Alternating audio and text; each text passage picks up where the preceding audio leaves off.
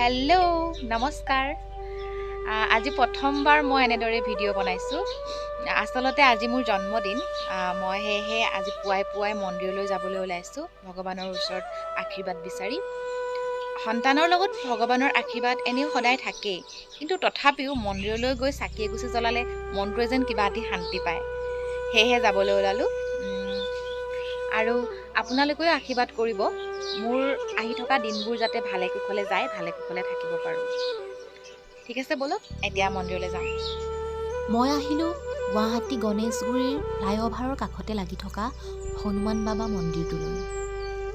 ইয়াত গণেশ বাবা, শিৱ বাবা আৰু হনুমান বাবাৰ লগতে মাতা দেৱী আৰু শনিদেৱকো আসন দিয়া হৈছে। গোটেই কেইজনৰ ওচৰতে প্ৰাৰ্থনা কৰিলোঁ যাতে মোৰ আহি থকা দিনবিলাক ভালে কুশলে যায় আৰু বেমাৰ আজাৰৰ পৰাও যাতে ৰক্ষা কৰে।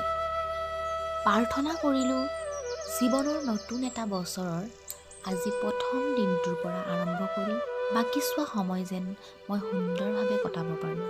আপোনালোকে হয়তো ভাবিছে যে মোৰ জন্মদিন যোৱাকালিহে আছিল।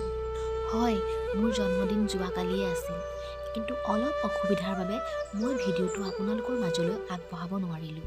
পিছে যি হ'ল ভালেই হ'ল। আজি এই সুযোগতে যোৱাকালি মোৰ জন্মদিনৰ শুভেচ্ছা জনোৱা সকলোকে আন্তৰিক ধন্যবাদ জ্ঞাপন কৰিলোঁ।